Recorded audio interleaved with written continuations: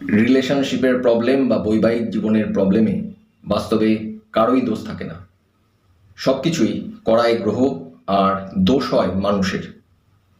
যদি দুজনের জন্মকুণ্ডলিতে মাঙ্গলিক দোষ বা শনি দোষের মতো দোষ নাও থাকে, যদি দুজনের জন্মছকে জটক বিচারে 36 গুণেরও মিল থাকে, তাহলেও যদি কারো অশুভ গ্রহের দশা অন্তর্দশা চলে আসে, সেক্ষেত্রে রিলেশনশিপে বা বৈবাহিক জীবনে অশান্তি করাবেই। জন্মছক দেখে এগুলো 100% শিওরভাবে বলা যায়। জন্মকুণ্ডলিতে ষষ্ঠ ও অষ্টম ঘর হল এই ধরনের ঘটনা সৃষ্টিকারী ঘর।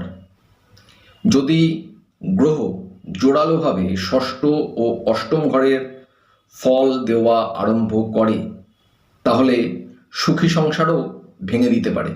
এইরকম ক্ষেত্রে সময় থাকতে ব্যবস্থা না নিলে পারস্পরিক সম্পর্কে সিরিয়াস কন্ডিশন ক্রিয়েট হতে পারে।